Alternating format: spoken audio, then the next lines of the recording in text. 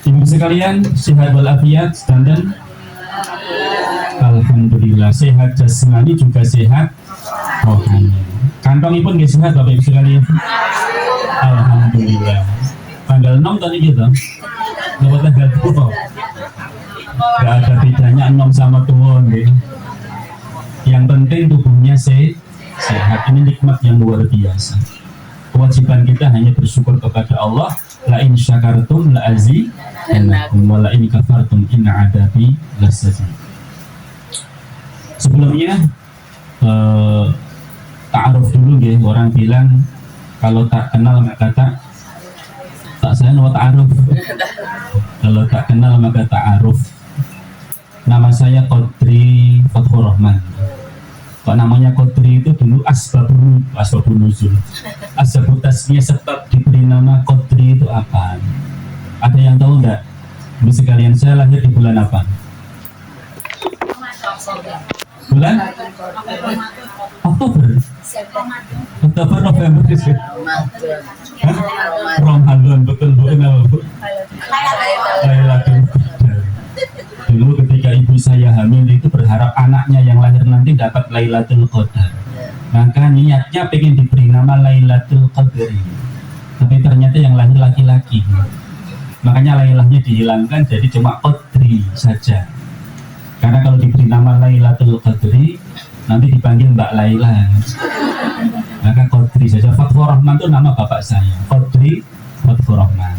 Saya lahir di bulan Ramadan, kalau Masehinya bulan Oktober Bu, tanggal 1 Oktober, hari kesaktian Pancasila. Dan nikah saya tanggal 17 Agustus, hari kemerdekaan Indonesia. Masya Allah. Jadi ketika Ustadz yang mau ngisi walimahan saya itu masuk kampung, saya kaget. Pernikahan kamu meriah sekali. Mana Pak Ustadz? Umur-umurnya banyak sekali. Itu bukan menyambut saya Pak Ustadz, nyambut hari kemerdekaan Indonesia. Oh iya ya, tanggal 17 ya. Lahir tanggal 17, menikah tanggal 17 Agustus tahun 2001 ya. Berarti sudah berapa tahun Bu? 24 tahun yang lalu pernikahan. Saya lahir di Klaten Bu. Klatennya Delanggu, Delanggunya Pakis. Ada yang dari Delanggu Bu sekalian? Oh iya. Delanggu itu Delanggu. Delanggunya kan? Delanggunya Pundi? Pundi? Sukorame. Pundi? Karang. Oh Karang. Lo Pakis, Kepanjen. Tapi Pakisnya buatan Pakistan ya. Pakistan Pakis kita niku Wonosari. Kulo Pakis Slen, Pakis Ngilen. Koripan sing pandi besi itu lho Bu. Pernah dengar kan pandi besi itu? Pisau-pisau itu. Itu saya timurnya. Tapi saya sudah lama di Solo sejak tahun 89 sampai hari ini. Terus kalau di Waru sejak tahun 2003 sampai sekarang berarti sudah 22 tahun. Ibu sekalian, tadi sekedip tentang masalah ta'aruf biar semakin kenal. Kalau sini masuknya Purbayan ya. Purbayan situ masuk Waru ya, depannya ini ke Waru. Itu Waru baru ya, yang warganya tidak masuk ke Waru karena rata-rata pendatang baru di perumahan itu tidak mau masuk KTP di Waru. Termasuk ibu-ibu saya kan juga belum masuk ke Purbayan. Gitu. KTP-nya masih di daerahnya masing-masing. Tapi teman saya itu aslinya Wunut Tulung yang ada kolam renang Umbul Pelem gitu. Pernah dari sana Bu? Pernah. Oh dekat. Itu mereka meskipun sudah pindah ke sini, meskipun desa nih pindah ke kota sini, nggak mau pindah warga. Kenapa? Karena di sana itu setiap tahun dapatkan THR gratis dari kelurahan. Bahkan BPJS itu gratis, tidak perlu bayar. Nama lurahnya Mas Iwan. Ya, bisa menyejahterakan satu kelurahan ya. Satu kelurahan itu semua dapatkan BPJS, yang besar yang kecil, laki-laki perempuan kaya miskin semuanya. Hanya memiliki satu nama Bapak, satu wisata air yang bernama Umbul Pelem. Loh, di Umbul Pelem kok campur aduk laki-laki perempuan semuanya campur kayak seperti itu? Karena beliau prihatin, pernah ketemu sama saya, Ustaz, saya membuat lagi kolam renang yang khusus untuk wanita, khusus aqua. Lah hari ini saya dapatkan undangan, sebenarnya tadi jam 8, tapi karena misi di sini saya izin, nggak bisa, membuka pemandian khusus wanita namanya Umbul Gede. Itu khusus wanita. Ya, kalau selama ini kan ada Asri, ada Umbul ada pancingan 100, sekarang tambah lagi ada Umbul Nilo, sekarang ada Umbul Gede. Umbul Gede ini yang buat adalah kelurahan dari Mulut. Masih satu kelurahan dengan Umbul Peleng. Ibu sekalian, hari ini kita masih berduka karena saudara-saudara kita yang ada di Sumatera, di Aceh sedang mendapatkan ujian dari Allah Subhanahu wa Ta'ala. Ibu sekalian, saya yakin mengikuti di media sosial, mengikuti di televisi, korban yang setiap hari itu semakin bertambah. Hari ini berapa korbannya? Yang meninggal dunia berapa? Saudara kita di Sumatera Aceh sudah sampai 960, yang hilang ada 200. Berarti 1000 lebih nyawa melayang karena banjir bandang dan tanah longsor yang terjadi di Sumatera dan Aceh.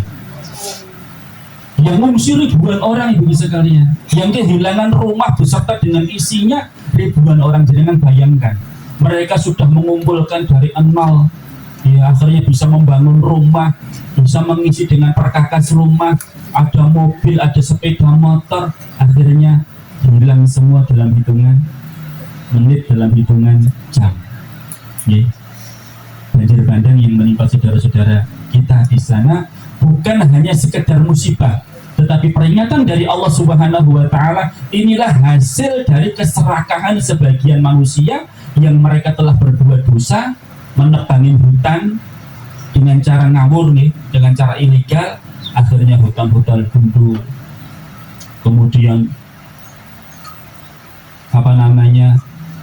kayu-kayu habis diterbangi sama mereka, diadakan penambangan liar, akhirnya air itu mau masuk ke dalam bumi itu sulit, sehingga menerjang pemukiman yang jadi korban itu adalah warga yang tidak berdosa. Sedangkan mereka yang menebangin pohon, bos-bosnya mereka kipes-kipes di rumah, nonton televisi, ya. Mereka yang berdosa, mereka yang salah, akhirnya yang menanggung adalah saudara-saudara kita yang tidak berdosa, tidak salah. Teman saya di sana di sebuah pesantren itu sudah pesantrennya itu kelelep, ya, dengan air cuma tinggal atapnya saja. Kitab-kitab, buku-buku habis, dokumen-dokumen habis, mushaf Al-Quran, alhamdulillahnya santriwan-santriwati sudah diungsikan sebelum itu. Hari ini jenengan kalau keliling ke sana, teman-teman relawan yang masuk ke sana ibu sekalian, itu kanan kiri itu bukan sekedar bangkai-bangkai mobil yang harganya mahal, sepeda motor, mobil itu bu, di dalam mobil itu ada manusia sudah berhari-hari loh, itu baru bisa dibuka, sudah dalam keadaan membusuk tubuhnya. 1, 2, 3, 4, 5 ratusan orang, ya, yang mereka meninggal dunia di dalam mobil kejebak banjir, gak bisa apa-apa. Selain bangkai-bangkai mobil, ada bangkai manusia, ada bangkai sapi, ada bangkai gajah, bahkan dia yang gajah itu, ya. Ada juga binatang-binatang yang lain mati, yang sekarang ini bingung mau nguburkannya di mana. Mau ngubur manusia aja bingung, bu, karena semuanya itu lumpur tanah. Cari tempat-tempat yang agak kering gitu, kemudian mereka menggali kuburan di situ, diadakan kuburan massal.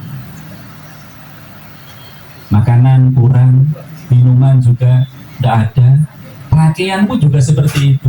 Kemarin teman ada yang di sana jalan gitu, ada bapak itu, bapak kayak pakai daster. Kenapa? Karena nggak ada celana itu. Yang ada daster, kemudian dasternya dipakai. Ini sekalian, saudara-saudara kita yang ada di sana sedang diuji oleh Allah Subhanahu wa Ta'ala.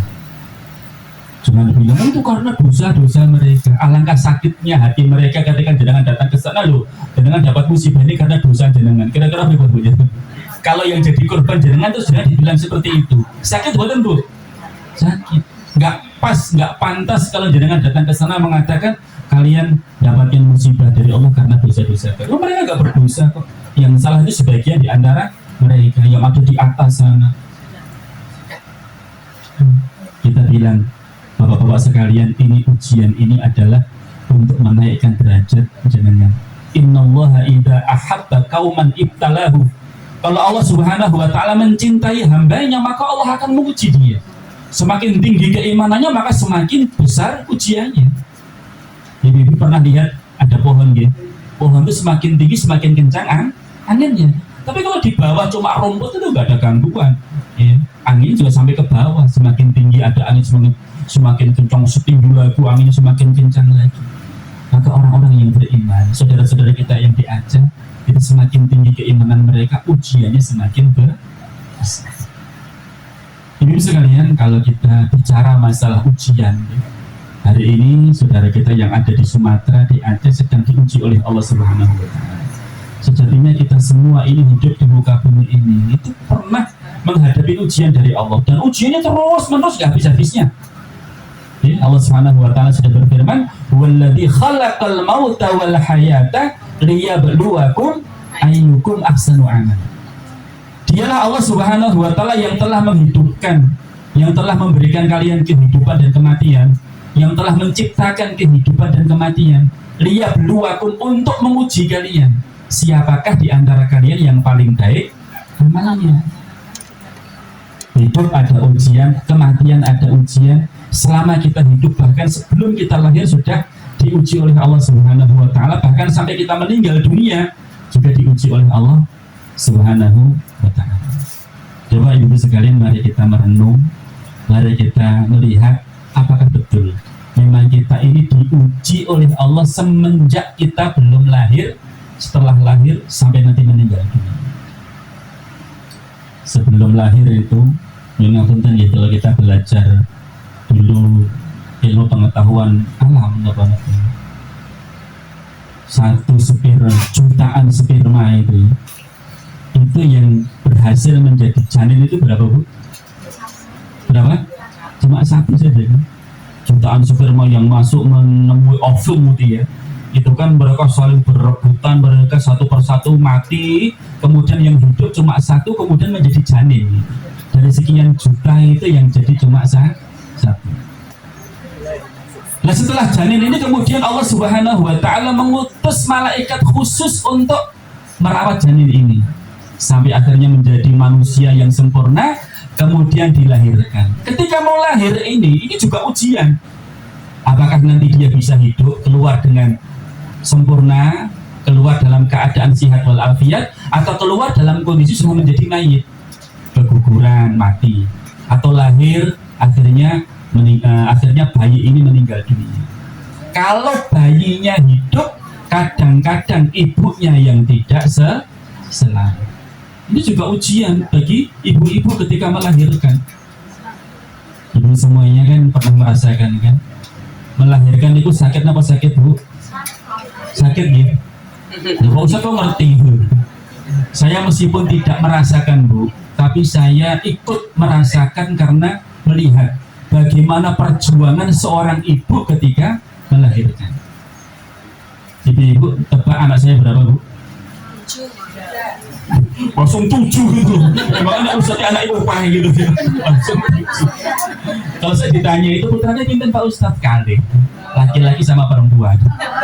Renang itu lu, itu lu.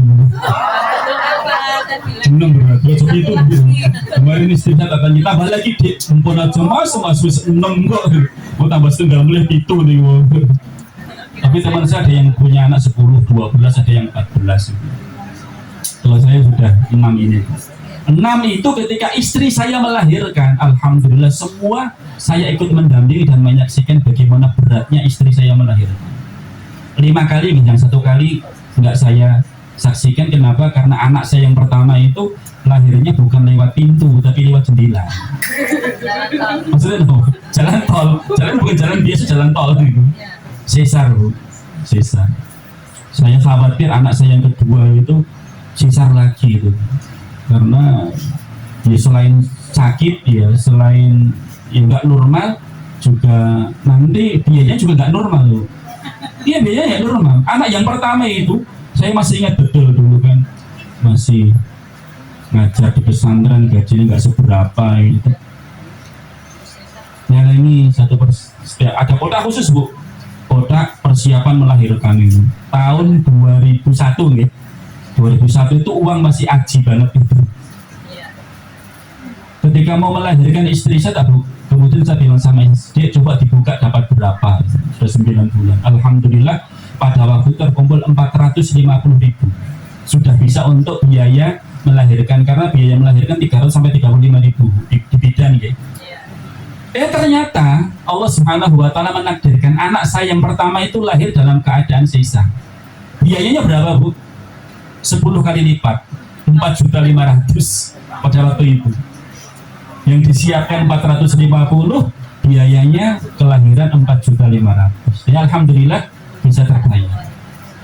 Nah ketika anak saya yang kedua mau lahir ini sekalian, itu yus khawatir banget, jangan-jangan kok sesarnya gimana itu. Saya masih ingat betul itu, istri saya itu mulai pecah ketuban itu sejak jam 2 malam. Jam 3 saya bawa ke bidan itu, ternyata tidak ada pembukaan 1, 2.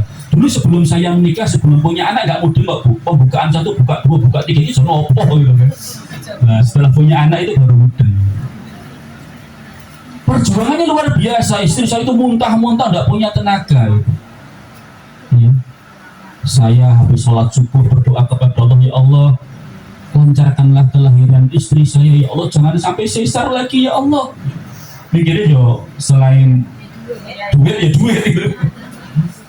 Sampai waktu duha juga belum melahirkan, saya sholat duha, habis sholat duha berdoa lagi, ya Allah tolong berikan kemudahan kepada istri saya dalam melahirkan ya Allah. Sholat Jumat juga belum bisa lahir, belum bisa melahirkan itu, saya habis sholat Jumat doa lagi. Saya juga bertawasul kepada Allah dengan membantu saudara-saudara kita yang membutuhkan. Saya punya uang 50.000 tak kirimkan seseorang untuk beli pulsa. Ada yang butuh lagi saya kirimkan uang, ya Allah saya bertawasul bersedekah ini, harapan saya ya Allah berilah kemudahan kepada istri saya untuk melahirkan. Sampai habis sholat Jumat belum lahir, sampai asar belum lahir, sudah lama sekali istri saya. Ya Allah Mas, aku sudah tidak kuat lagi Mas. Itu anak yang kedua Bu, tolong ya saya nitip anak saya. Arep nanti pulau pamit mawon gitu, arep pamit nanti. Aku wis ra kuat Mas, lemes, aku wis ra kuat nyedur Mas itu. Enggak, kamu pasti kuat. Saya berikan motivasi, la haula wala quwata illa billah. Tidak ada daya dan kekuatan kecuali dari Allah. Yang memberikan kekuatan Allah. Ayo takbir, Allahu Akbar, Allahu Akbar. Sampai setelah asar Bu, belum lahir juga. Baru alhamdulillah ketika azan maghrib berkumandang itu anak saya lahir. Wah masya Allah, leganya luar biasa, langsung saya sujud syukur. Jadi anak saya itu biasanya kalau teman-teman itu anaknya lahir kan diadani di telinga kanan. Ini anak saya yang ada ini bukan 1, 2 orang, masjid-masjid sekitar Waru ini, sekitar mana dulu di mana gitu. Allahu Akbar, Allahu Akbar, Allahu Akbar, Allahu Akbar, alhamdulillah saya ngadani pirang-pirang. Maka anak saya beri nama Aisyah Nadia. Aisyah yang mengajak orang untuk Nadia itu kan, Munadi itu mengajak orang untuk sholat maghrib. Jadi lahirnya pas waktu maghrib. Perjuangan ibu sekalian gitu, antara hidup dan mati. Ustaz Ridho, tahu Ustaz Ridho ya, yang di Pondok Matik itu, beliau itu istrinya melahirkan, anaknya lahir selamat, istrinya meninggal dunia. Istrinya meninggal dunia itu sudah. Akhirnya anaknya semoga ini bayi, semoga ini kakak-kakaknya itu. Nah akhirnya Ustaz Ridho ini nikah lagi beberapa tahun yang lalu. Nikah dengan siapa Bu? Dengan adiknya istrinya. Padahal adiknya itu dulu sing gendongin ya Ustaz Ridho itu, sing mangku Ustaz Ridho cilik di sini kan. Semoga ini itu Ustaz Ridho. Ternyata setelah lulus pesantren akhirnya betul-betul di pangku lagi gitu kan. Bisa di pangku itu dia ngajak anak ini sekarang sudah jadi istrinya. Luar biasa perjuangan sampai akhirnya ada seorang ibu meninggal dunia. Maka ibu yang meninggal dunia di saat melahirkan itu syahid, dikatakan syahid. Kalau orang Jawa dikatakan sabilillah, bisa dilihat perang sabil. Dia meninggal dunianya syahid dan insya Allah Allah jamin dia akan masuk ke dalam surga. Bayi ini ketika mau lahir itu perjuangan, diuji oleh Allah Subhanahu wa Ta'ala. ketika anak ini masih kecil, latihan berjalan, itu juga ujian. Ya. Mau jalan jatuh lagi, mau jalan jatuh lagi, tapi tetap dia optimis, akhirnya bisa jalan. Coba kalau kemudian jatuh lagi, aku tidak mau jalan lah, akhirnya diam, tidak mungkin dia bisa jalan selamanya. Kaku tubuhnya, lemes terus. Dia berjalan, akhirnya dia bisa jalan. Ketika dia masuk sekolah, ada lagi ujian. Ujiannya setiap tahun, bahkan setiap semester itu. Sekolah kok ujian, kalau ada ujian gini saya tidak mau sekolah, capek, harus belajar lagi. Tapi alhamdulillah dia bisa melewati ujian sampai kelas 6 Eptanas. Ini sekalian dulu masih ingat Eptanas ya? Evaluasi belajar tahap nasional. Alhamdulillah masuk SMP seneng banget punya teman baru. Seragamnya pun beda gitu Bu. Seragamnya kemarin merah sekarang jadi biru. Dijalani lagi itu ujian-ujian ketika sekolah sampai SMP lulus ganti SMA. Ya, bawahannya ganti lagi jadi abu-abu. Ketika SMA ujian-ujian terus, akhirnya kemudian masuk kuliah juga ujian lagi. Setelah selesai kuliah, akhirnya setelah selesai SMA selesai kuliah baru kemudian terus ditanya, Mbak kapan nikahnya, Mas kapan nih nikah? Itu ujian itu sendiri loh Bu. Apalagi umurnya sudah 30 tahun, 35 tahun, 40 tahun. Kemarin saya ngobrol sama tetangga desa di Waru itu, Ustaz di sini itu ada mbak-mbak yang jadi perawan tua, satu angkatan 7 orang loh itu umur 50 tahun belum menikah.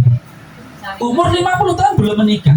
Salah satunya itu umur 55 tahun baru menikah, dapatnya seorang kakek-kakek sudah pensiunan umur 65 tahun. Tapi daripada dia jadi perawan tua dan selamanya tidak menikah, akhirnya dia menikah umur 55 tahun. Sebabnya kenapa Bu?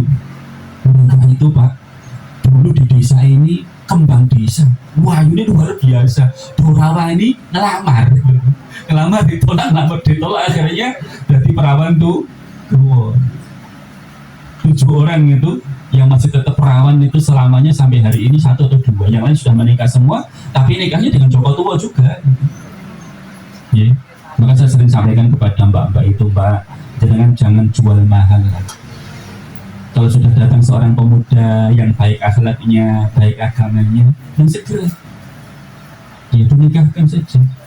Kalau tidak nanti banyak kejadian seperti itu. Guru Arisalah itu ada yang pada waktu dilamar itu, nanti dulu saya mau nyari yang kepala sekolah, ada yang lamar enggak, saya mau nyari yang pegawai negeri. Akhirnya sampai umur 45 tahun dari ini ya belum nikah. Ketika saya mengajukan, Mbak ini ada seorang yang siap untuk menikah, kaya mau donatur kita, dia bilangnya gimana? Enggak, urusan nikah itu urusan bapak saya. Yang menyebabkan saya sampai hari ini belum nikah adalah bapak saya. Dengan kalau pengen datang kepada bapak saya, hampir sudah putus asa. Kasihan memang itu. Yang laki-laki juga seperti itu, kadang-kadang jual mahal sampai umur 45 tahun sampai sekarang belum nikah juga. Yeah. Ibu sekalian, ketika sudah selesai kuliah ditanya kapan nikah, dibully ya. Gila mau Ramadan dari sana. Karena dibujuk terus ikut sing arep buka sahur sopo. Masa sih buka sahur ke percon terus gitu kan. Pas Idul Fitri, masalah ini konco-konco itu gandengan kan digandengan dewe. Wong trake digandengan kok gitu kan. Masa ada digandengan gitu. Ada teror sendiri terus sampai akhirnya alhamdulillah dapat jodoh. Ketika dapat jodoh pun nanti ada ujian lagi. Pertanyaan apa Bu? Punten. Biasanya pengertian anak niku nggak terlalu. Biasanya nanya gini. Putrane pinter, akhir nikah kita buat putrane pinter. Ini akhir nikah niku biasanya pun isi napa dereng lah. Pun isi napa dereng. Ketemu lagi pun isi napa dereng. Pun iki napa dereng. Wah, dia mesti takoki pun isi dereng. Mantel aku mah aku saiki metu. Aku tak nang omah wae gitu. Akhirnya terus saking mangkelnya jawabnya ini pun Bu, polisi dari sampo isi sego. Kenapa sih orang semua tanya masalah itu? Ya wajar toh Mbak, Bang jenengan habis menikah. Kalau habis menikah mesti tanya pun isi dereng sudah hamil atau belum. Tapi Jadi orang hari ini dulu sekalian, yang ditanya bukan pengisi apa dari.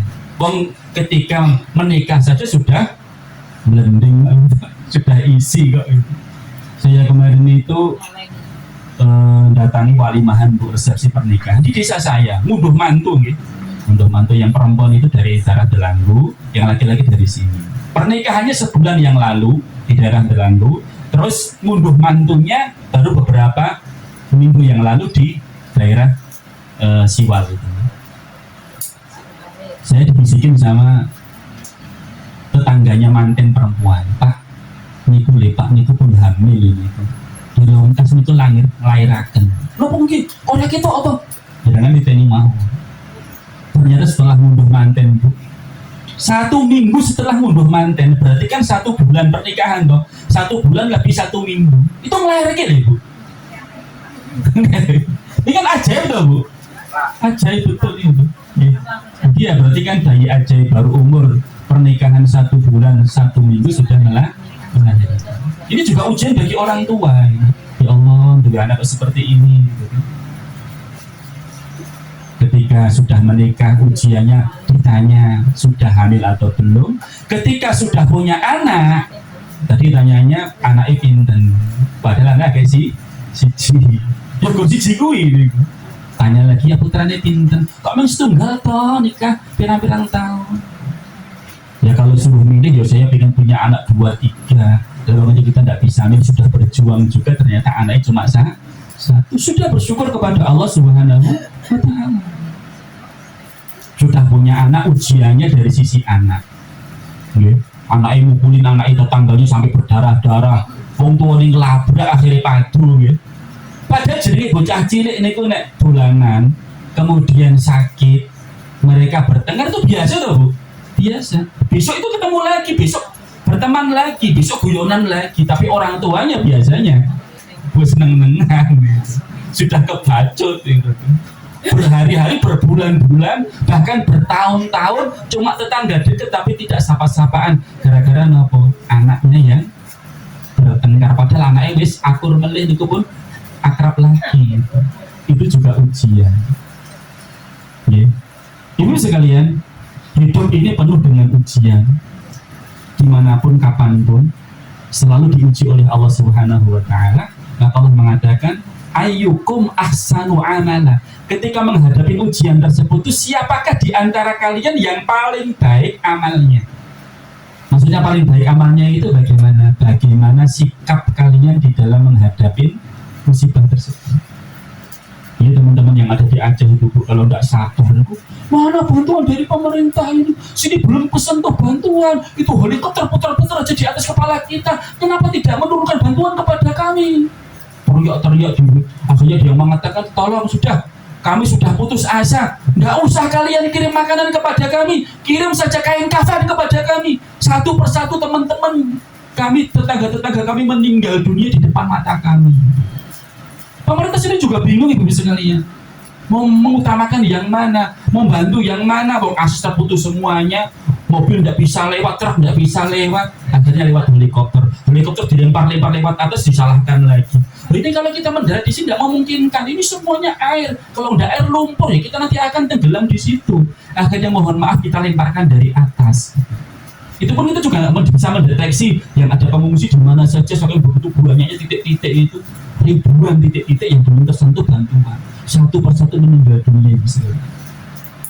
Makanya kemarin teman-teman itu buat status, tolong yang di luar Sumatera Aceh, kalau buat status di WA jangan buat status makan makanan yang enak-enak di warung-warung, di hotel-hotel.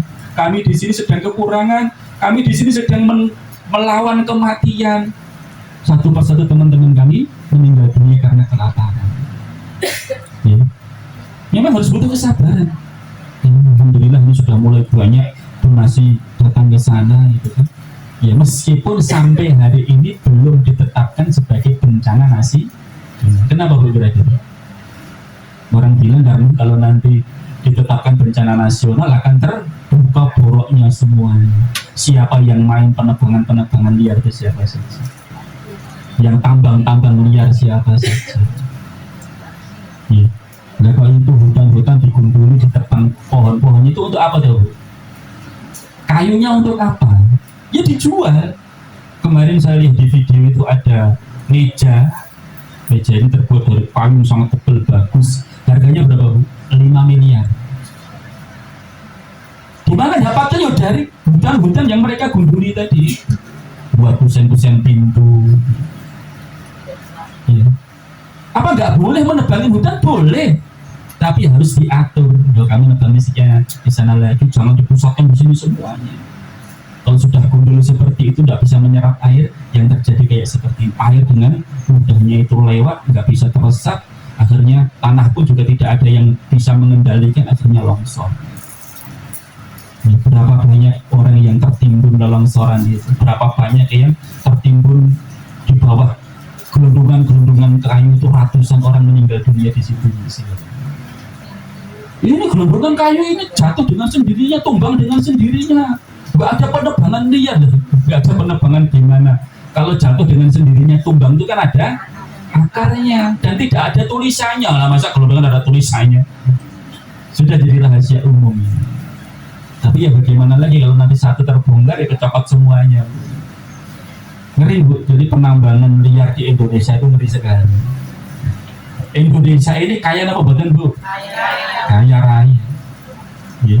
Kalau Saudi Arabia, Uni Emirat Arab yang bangun masjid paling besar di Indonesia, Syekh Zayed itu kan yang bangun kan Uni Emirat Arab, yang punya Abu Dhabi, Dubai, yang punya menara paling tinggi saat dunia itu, bikin rumah sakit juga yang luar biasa besarnya. Itu kekayaan alamnya apa enggak Bu? Cuma minyak bumi lah nih, itu bisa kaya raya kayak seperti itu. Indonesia ini bukan sekedar minyak bumi ya, ada minyak sawit, ada nikel, ada batu bara, ada emas coba. Emas itu dikeruk nih itu teng Papua, dikeruk teng NTB, Lumon nih itu berapa itu? Teman saya dari NTB itu pernah datang ke sini ke Pondok Waru situ, saya tanya, Mas, Lumon itu masih beroperasi? Masih Pak, tapi ganti nama, ganti perusahaan mungkin, ganti pemiliknya. Dan terus lubangnya seberapa itu dikeruk terus itu emasnya itu? Dia bilang lubang pengerukan emas yang ada di Lumon itu kalau bukit-bukit yang ada di Sumbawa itu dikeruk digunakan untuk menimbun lubang tadi Bu, galian tadi itu tidak cukup. Jangan bayangkan begitu lebarnya. Belum yang di Papua, semakin lebar lagi, semakin dalam lagi galiannya. Konon itu masjid paling dalam, masjid paling apa ya? Paling dalam ya, berada di bumi paling bawah itu ya paling ada di Papua. 1 kilometer lebih ke bawah itu ada masjid di situ untuk sholat para karyawan. Jadi bangun masjidnya itu di bawah bumi Bu. Nah, di bawah bumi ini ada masjid, ini ada gereja. Jadi warga sekitar sana yang profesi sebagai dokter, kemudian ada yang cerita itu, mereka meninggalkan profesinya, mereka nggak mau praktek di rumah, lebih baik menjadi karyawan di Lumon, jadi karyawan di Freeport. Kenapa? Gajinya lebih besar. Gajinya lebih besar Bu. Ngapa sekarang apalagi ada BPJS itu mereka gajinya lebih sedikit Bu. Ya. Apalagi diutang-utang juga kadang-kadang gitu. TKU Muhammadiyah itu menurut saya dokter spesialis kandungan, yang laki-laki yang perempuan dokter spesialis mata, kedua-duanya di TKU Muhammadiyah loh. Itu ngeluh Pak Bu. Pak Ustadz, ini saya mau kerja apa? Lu jadi kamu dokter spesialis mau kerja apa? Ini masa depan suram Pak Ustadz. Nah kenapa? Lah gaji kita kadang-kadang diutang loh. Kenapa? BPJS nggak lancar Pak Ustadz. BPJS utang sama PKU Muhammadiyah itu berapa miliar Bu? Ya akhirnya kan mempengaruhi pembayaran kepada tenaga kesehatan kan, karyawannya, kemudian perawatnya, dokter-dokter umumnya, dokter spesialisnya ya. Gara-gara apa? Iya, diutang tadi. Nah, maka sudahlah saya nggak usah jadi dokter saja, jadi karyawan pertambangan emas. Iya, tambangan emas. Tetapi ya karena tadi yang ngurusi negara tadi adalah orang-orang yang tidak beriman, bertakwa kepada Allah, ya masih suka korupsi itu ya. Ya akhirnya yang ada warga negara Indonesia kayak seperti ini. Utangnya Indonesia berapa triliun. Saya masih ingat betul itu Pak Mahfud MD ya. Beliau menukil perkataannya Abraham Somad. Abraham Somad ini mantan ketua KPK, tahu betul nih kondisi Indonesia ini. Dia mengatakan gimana? Kalau seandainya hasil tambang yang ada di Indonesia ini dikelola dengan baik, para pejabat-pejabatnya itu mereka amanah, maka setiap warga Indonesia ini setiap bulan mendapatkan bantuan langsung tunai dari pemerintah. Setiap bulan itu satu orang dapat berapa, Bu? 20 juta ini. Jenengan tidak usah kerja, kawan jenengan tidak usah kerja ongkang-ongkang di rumah itu. Setiap gundul, setiap warga itu dapatkan 20 juta. Tapi ya sekarang kondisinya kayak seperti ini. Kita berharap pemimpin-pemimpin hari ini betul-betul akan memperbaiki Indonesia ini. Pemimpinnya kalau bersatu dengan ulama, insya Allah Indonesia ini akan kembali menjadi baldatun thayyibatun warabun ghafur. Gemah ripah loji. Nah, ini sekalian, kembali ke tadi bahwa ketika di dunia ini kita selalu diuji oleh Allah Subhanahu wa Ta'ala. Tinggal ketika kita menghadapi ujian ini bagaimana? Ada dua saja cara menghadapi ujian. Bapak Bu, dengan bersyukur dan sabar. Syukur ini dengan adanya musibah yang ada di Aceh ini, kita bisa mengambil hikmah bahwa kadang-kadang kita ini terhadap hal-hal yang kecil itu kita kurang bersyukur kepada Allah Subhanahu wa Ta'ala. Tapi ketika dapatkan ujian baru nyadar, ya Allah, begitu berharganya air bersih, begitu berharganya satu baju yang kita kenakan, begitu berharganya pempes, ngapunten juga softtek. Kemarin teman saya Ustadz Rafiq, murid saya itu berangkat ke Aceh, beliau cerita bahwa teman-teman yang ada di sana itu, saudara-saudara kita yang ada di Sumatera itu yang sangat diperlukan hari ini selain kebutuhan pokok pempes sama softtek. Akhirnya kemarin dia di Solo itu nyari produsen-produsen, toko-toko ternyata kosong semuanya. Alhamdulillah dapat produsen, stoknya masih banyak, langsung diborong 20 kilo, dan alhamdulillah produsennya kemudian nyumbang 10 kilo. Terus kita bawa langsung ke Medan lewat pesawat, setelah itu dari Medan darat sampai ke Aceh. Jadi di saat kita ini dalam kondisi normal kayak seperti ini, kadang-kadang kita ini meremehkan hal-hal yang kecil, nyuci, masak itu ya, kadang-kadang nggak habis, dibuang begitu saja.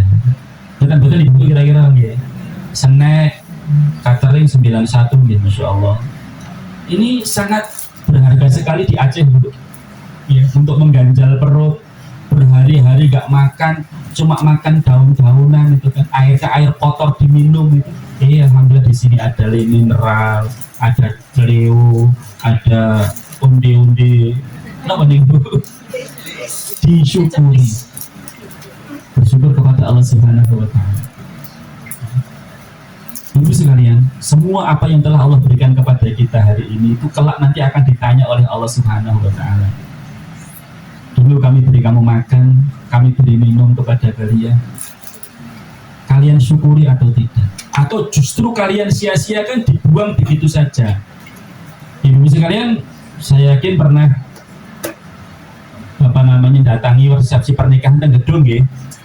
Itu kan ada istilahnya piring terbang gitu. Piring terbang itu di Solo, Jogja itu paling dihormatin tuh. Tamu walimahan di Solo, di Jogja itu paling dihormatin. Duduk manis di tempat, datang teh ya. Pertama kali kan teh tuh Bu, kayak ginastel. Ginastel itu lagi panas kental. Ginastel pot lagi panas kental campur sepet ya. Bukan hijau. Benar ngombe. Setelah minum dapat snack, Masya Allah. Setelah snack terus apa Bu? Sop. Setelah sop apa Bu? Daharan nasi. Setelah nasi apa Bu? Es. Usdek itu unjukan, snack, sop, daharan, terus terakhir es. Kalau belum es itu belum kane kondur. Itu lebih dimuliakan daripada kita suruh prasmanan, apalagi standing partai ya. Nah itu buatan ngejain ini. Saya pernah diundang itu orang kaya ya, terkenal itu di gedung, itu ngambil di meter nggak ada tempat duduk.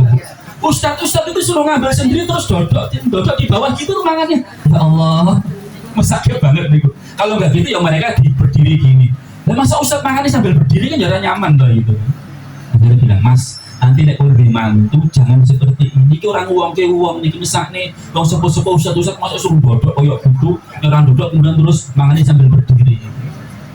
Paling memanusiawikan itu ya orang Jawa itu duduk manis terus di latih ini wong prasmanan aja kadang-kadang mereka ndak mau kok. Lah ngapain ndak antri-antri koyo ngono goro-goro pangane gagas. Men aku tak mulih wae. Nyoh mlebokne amplop terus pulang. Isin Bu kalau suruh ngantri niku lho. Kalau ngantri ben arep mangan caca selesai aku tak mulih wae. Lah yang paling memanusiawikan itu ya orang Jawa. Diladeni. Ya. Padahal makanan itu enak-enak lho niku ada nasi, enten lauknya itu macam-macam toh. Kok ya tidak habis? Jangan perhatikan. Habis apa boten Bu? Habis. Kenapa kok nggak habis? Mungkin kali dikatain geragas, ben dibilang geragas tapi mengikuti Rasulullah Sallallahu Alaihi Wasallam. Rasulullah Sallallahu Alaihi Wasallam itu memerintahkan kepada kita untuk menghabiskan makanan. Siapa tahu satu butir nasi yang jatuh itu barokahnya di situ. Makanya jangan makan dengan tangan itu lebih baik nopo jari-jarinya di ngapa Bu hati-hati nanti kan betul Bu. Insya Allah itu. Siapa tahu sisa-sisa nasi tadi itu adalah barokah. Ini kurang mensyukuri nikmat Allah. Waktu itu dibuang-buang ya Allah. Mas, Mbak, coba perhatikan teman-teman kalian. Lihat teman-teman kalian di Sumatera, di Aceh itu.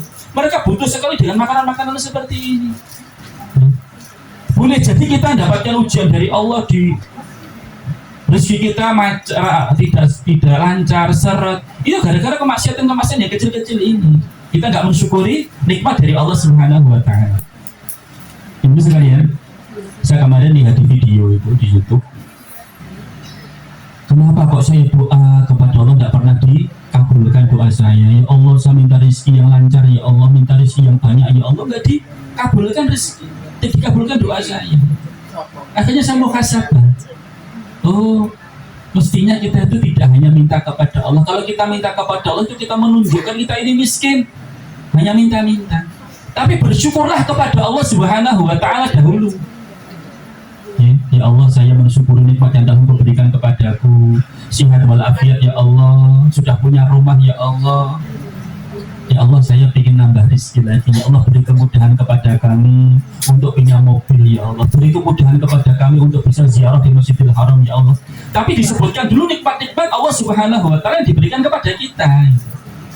La in syakartum la azidannakum. Kalau kamu bersyukur kepada Allah akan tambah. Tapi kalau kita datang, ya Allah, saya minta mobil ya Allah. Ya Allah, saya minta uang yang banyak ya Allah. Niku beradab apa batin Bu? Enggak beradab. Kata jenengan minta uang kepada seseorang, mak aku duit yo, aku utang rokok yo. Itu enggak datang pelan-pelan. Ngapunten, saya kesini ngobrol-ngobrol dulu. Baru setelah itu saya ingin pinjam uang Bu, 1,5 juta saja Bu. Itu pakai mukadimah dulu. Makanya kalau kita ingin berdoa kepada Allah Subhanahu Wa Taala, itu apa caranya? Dipuji-puji dulu Allah, alhamdulillah. Kemudian mensyukuri nikmat Allah Subhanahu Wa Taala. Istighfar kepada Allah atas dosa-dosa yang kita kerjakan. Ya Allah, begitu banyaknya dosa yang telah aku kerjakan ya Allah kepadamu. Apa pantas saya meminta kepadamu ya Allah? Terus setelah itu minta. Itu caranya berdoa kepada Allah Subhanahu Wa Taala. Ibu sekalian, sebesar apapun ujian yang menimpa kita, semiskin apapun kita, atau ujian itu berupa ujian istri kita, suami kita, anak-anak kita, ya. Sing miskin diuji dengan harta, setiap hari kekurangan, yang kaya diuji oleh Allah Subhanahu Wa Taala, suaminya tidak setia, suaminya selingkuh, itu semua ujian dari Allah Subhanahu Wa Taala. Di saat kita ini merasakan ujian dari Allah Subhanahu Wa Taala, ingatlah di sana itu masih banyak orang-orang yang diuji oleh Allah lebih berat daripada yang kita rasakan hari ini. Ya Allah, punya suami kok tidak tanggung jawab. Ya Allah, duwe suami kok malah siaran jamak, begitu kok muncang mancing, mulai hopo nek mancing kuwi. Itu ujian dari Allah Subhanahu Wa Taala. Bu, ujiannya cuma bojo jenengan mancing tapi kan masih memberikan apa kali jenengan tuh masih disebut nopo-nopo. Wong itu kesenangan dia. Siapa tahu dengan dia mancing itu semangat kerjanya itu. Ibu sekalian, sering saya ceritakan ini satu ujian dari Allah kepada salah satu daripada teman saya. Gitu. 3 tahun yang lalu kalau tidak salah, saya disuruh untuk ngisi halal ya, di daerah Solo Utara itu, daerah Palur ya. Itu keluarganya, Masya Allah ya, sukses duniawinya gitu ya.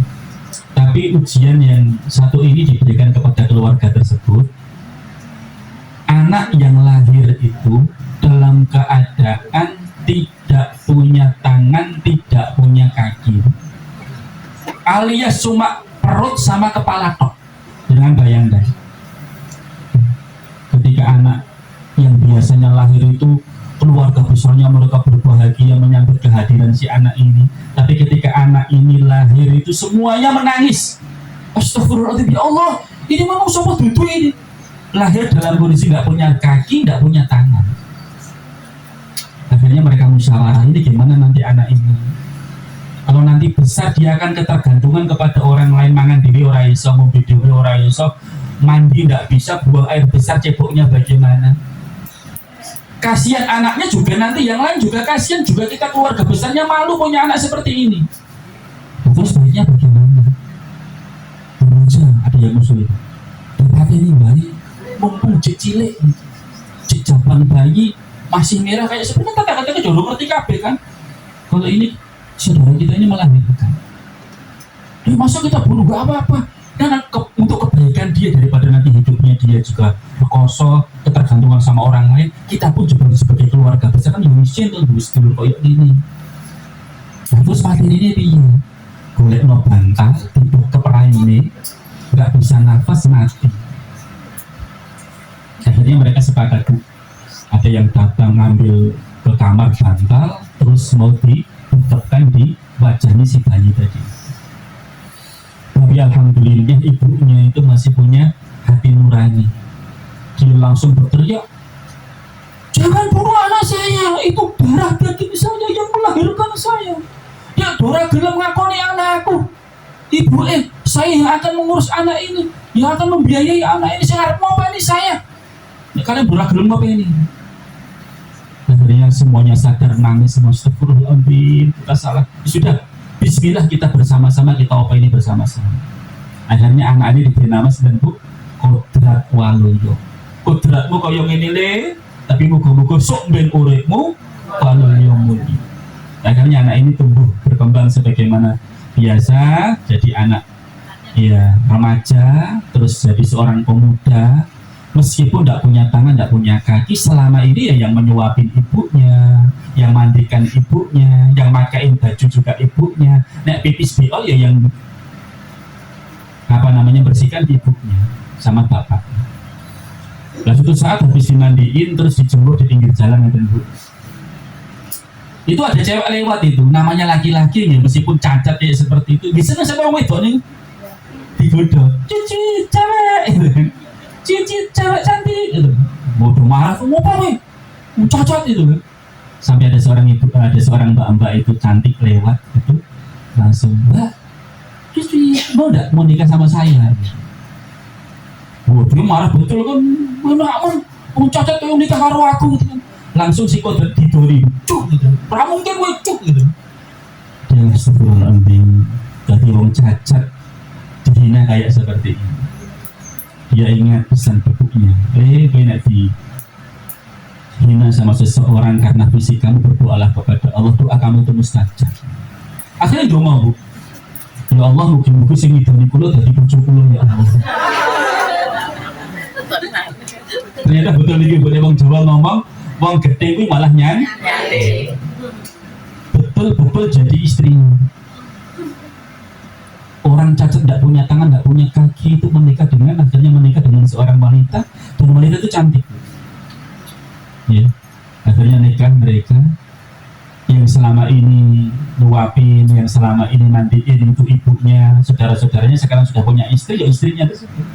Coba dipikir-pikir, kamu boleh opo nikah karo orang cacat. Tapi masya Allah kalau Allah berkehendak, idza arada syai'an an yaqula lahu kun fayakun. Tidak ada yang mustahil bagi Allah Subhanahu wa taala. Akhirnya menikah. Kira-kira orang cacat kayak seperti itu nikah dengan seorang wanita, bisa punya anak nama betul? Bisa punya anak. Konsep cerita niku anak ini.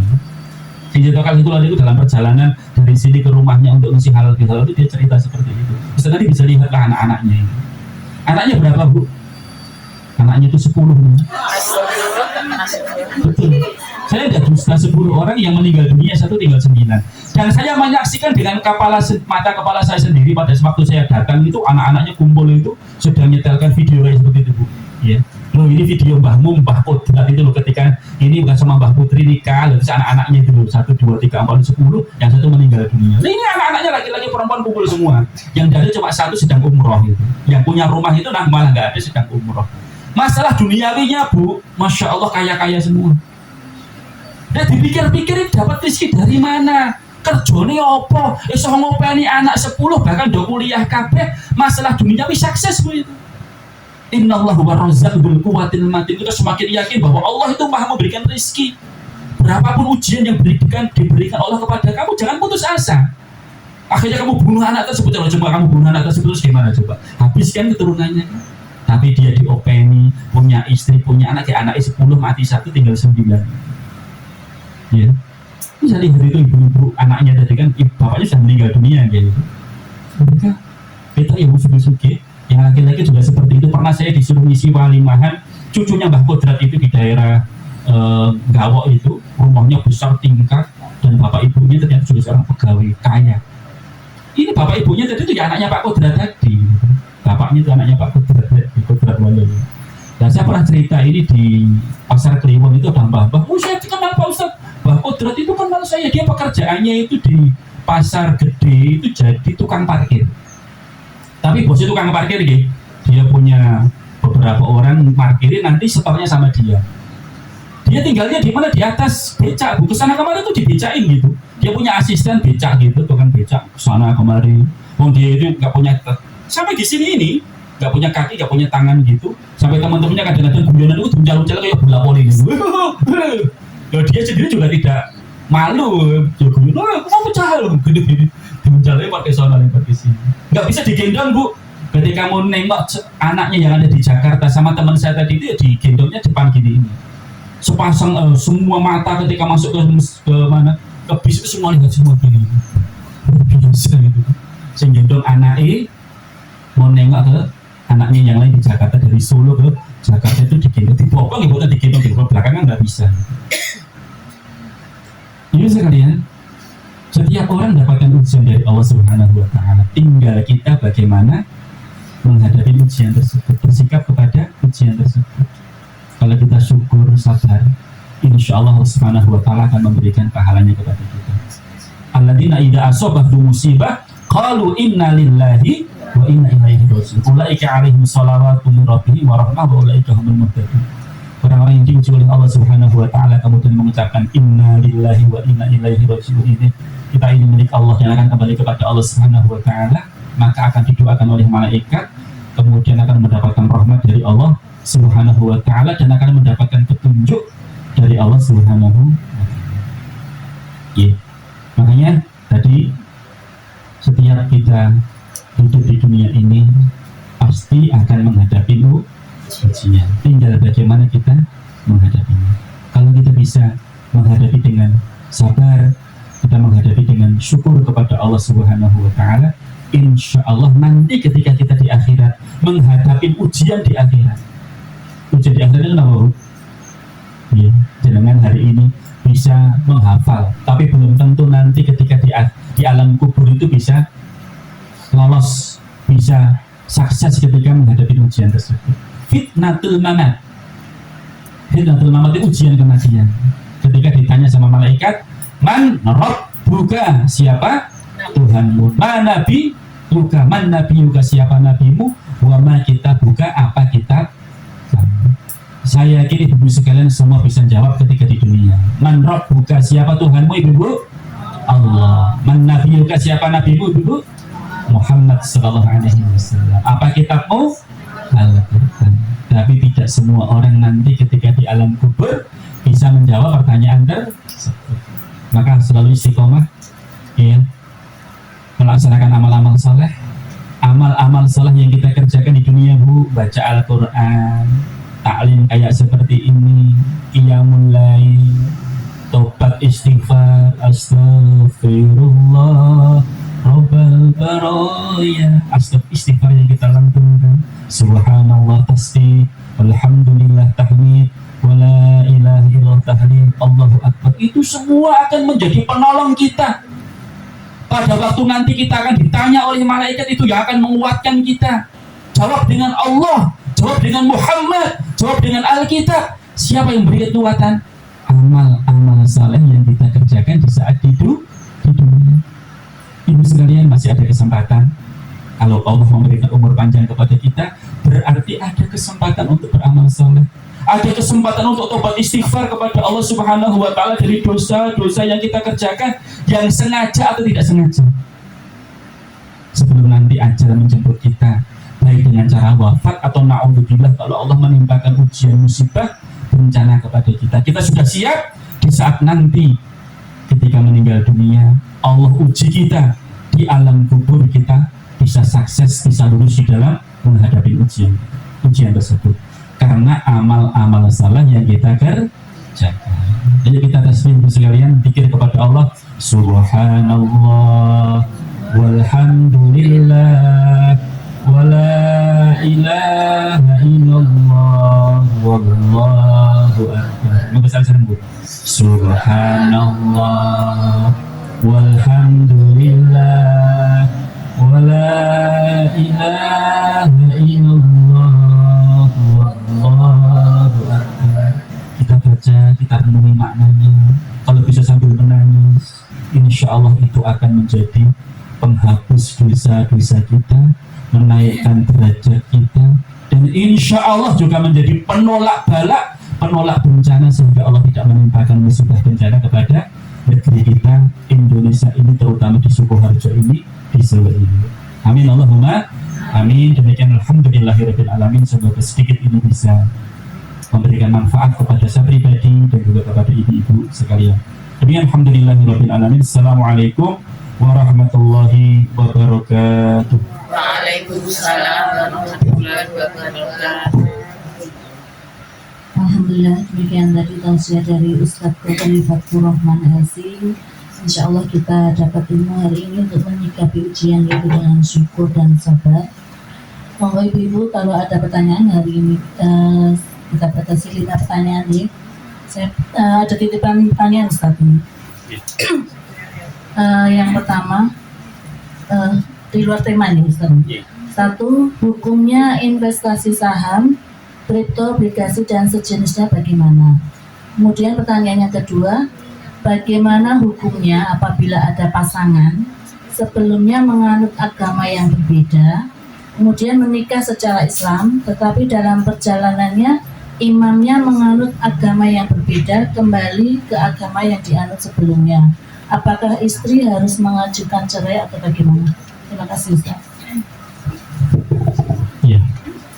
Untuk yang pertama itu bukan bidang saya ya, masalah saham saya belum banyak tahu, saya nanti berikan kepada Ustaz yang lain. Untuk yang kedua, masalah keluarga ya, bahwa seorang suami itu harus seorang muslim. Ketika seorang suami ini murtad, maka pernikahannya batal. Tapi kalau kedua-duanya itu sebelumnya kafir, terus mereka menikah dan kedua-duanya masuk ke dalam agama Islam, itu malah tidak perlu untuk syahadat ulang, tidak perlu menikah ulang. Ya syahadat, setelah dia syahadat tidak perlu untuk menikah ulang. Dalilnya apa? Para sahabat dahulu kan dulunya kan jahiliyah, dulunya musyrik. Ketika mereka masuk ke dalam agama Islam, Rasulullah tidak memerintahkan mereka untuk menikah lagi. Kamu nikah lagi kamu sudah masuk Islam, udah. Ya. Kecuali kalau misalnya mereka pernikahannya tidak betul, misalnya punya istri lebih dari 4, 10, maka suruh milih 4, yang 6 harus diceraikan.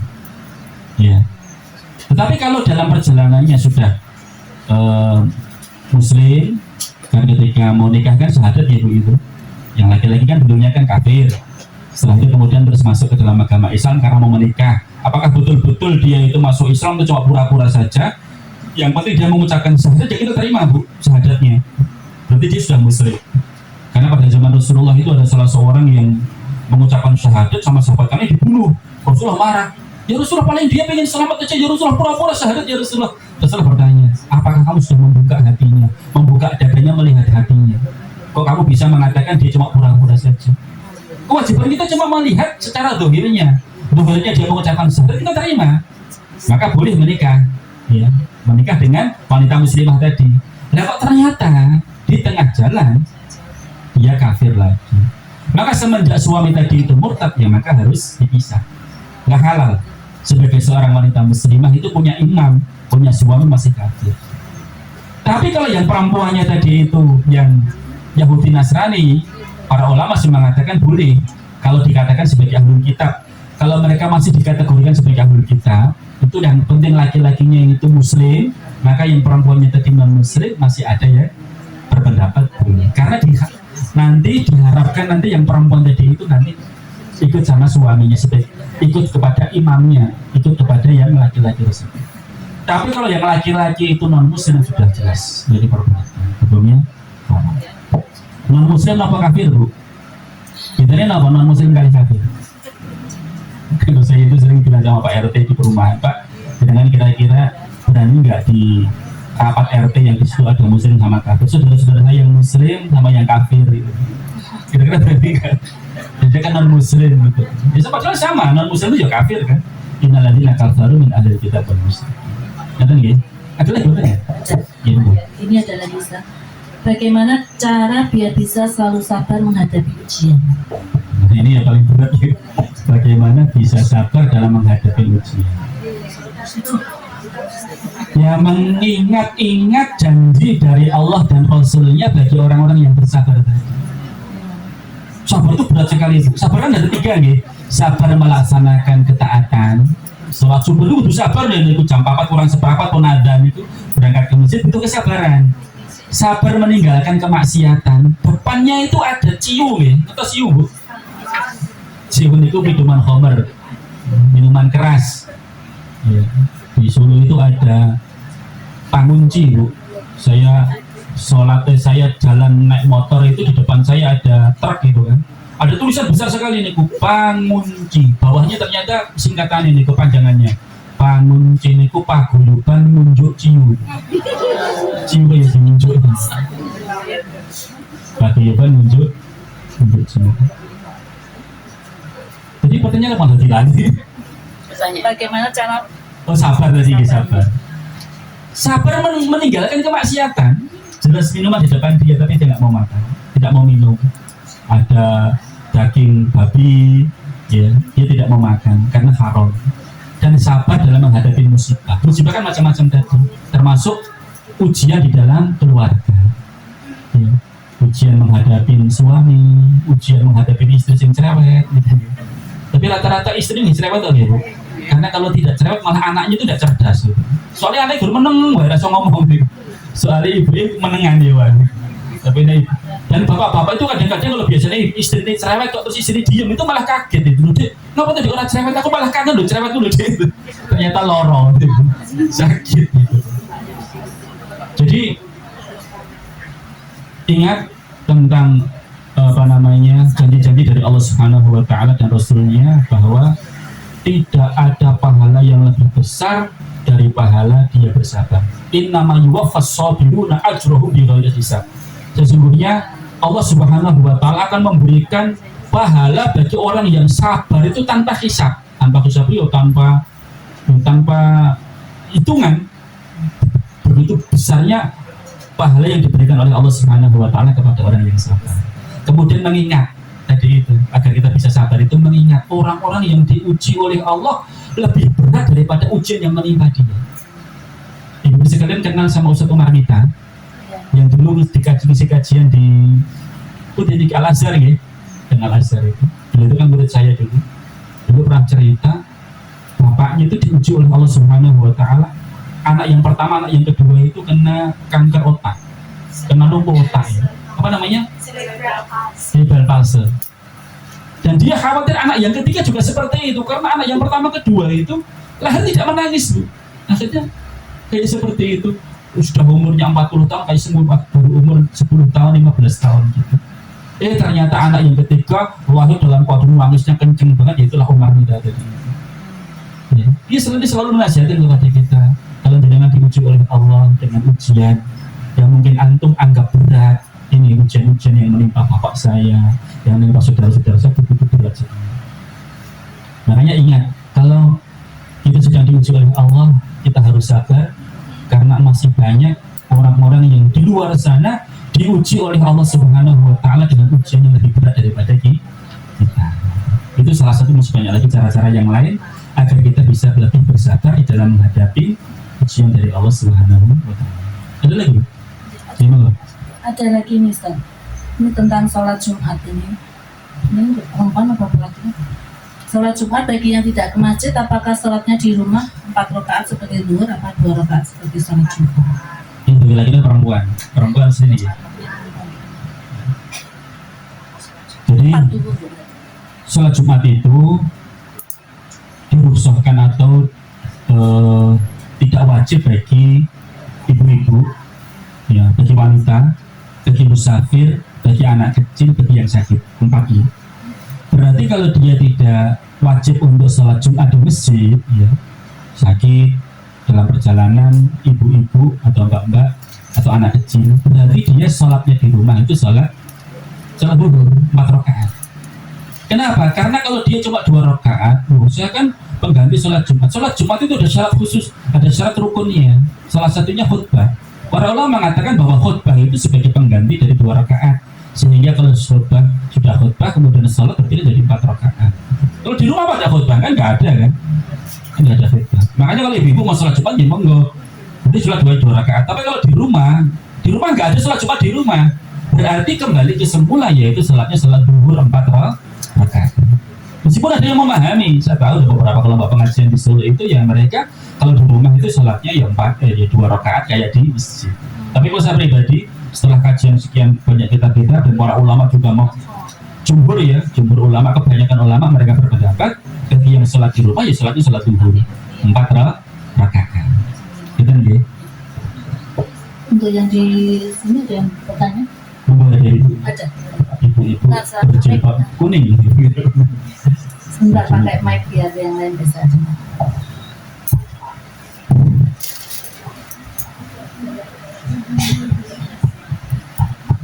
Assalamualaikum warahmatullahi wabarakatuh, Ustaz. Saya mau ada pertanyaan, Ustaz, yang sering mengganjal. Sering saya melihat ada hadis ataupun literatur ataupun saya melihat dari para ulama, kan sebelum ruh ditiupkan ke perut ibu itu kan ada perjanjian kita terhadap Allah sebagai bentuk keesaan kita ya. Nah, ada beberapa pertanyaan, apakah kita sanggup menghadapi ujian di dunia ini?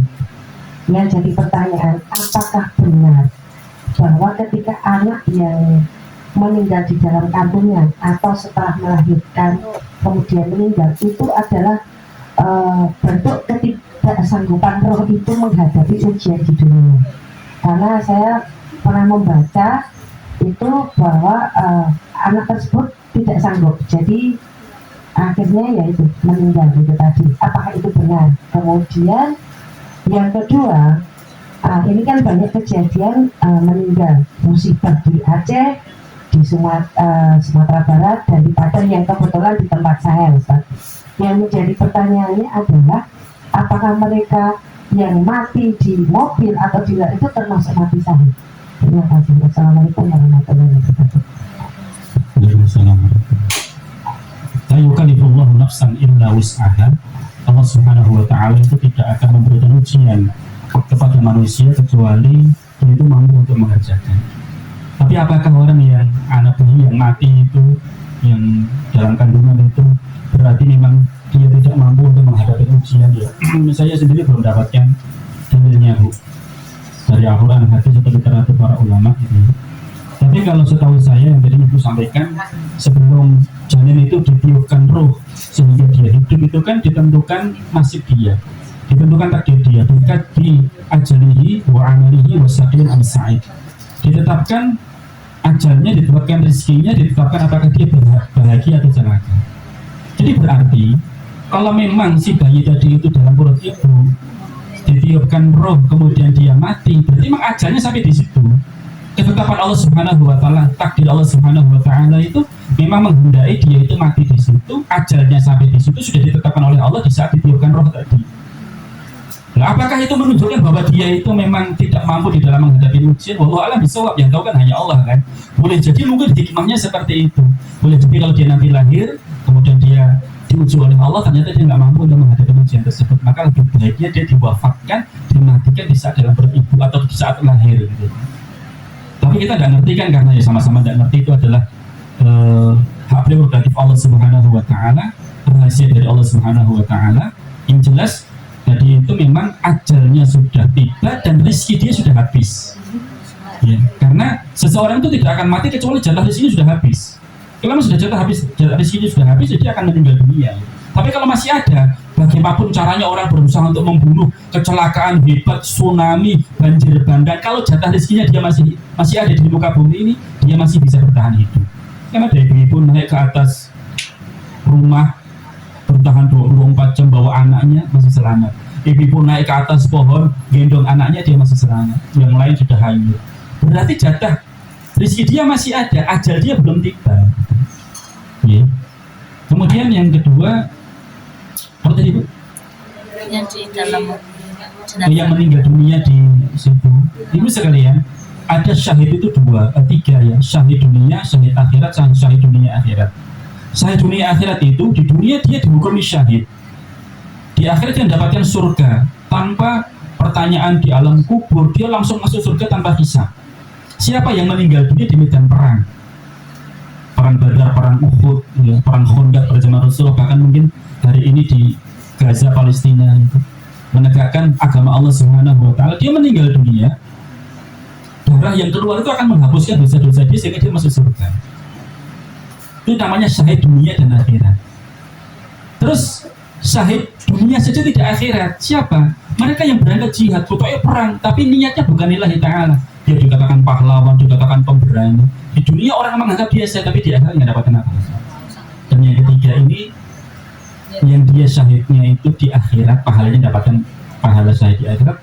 Meskipun di dunia dia tidak meninggal dunia karena di medan perang dibunuh berdarah-darah, enggak. Tapi siapa mereka yang meninggal dunia itu melahirkan, itu syahid akhiratnya. Kemudian orang yang tertimbun reruntuhan, matinya mati syahid.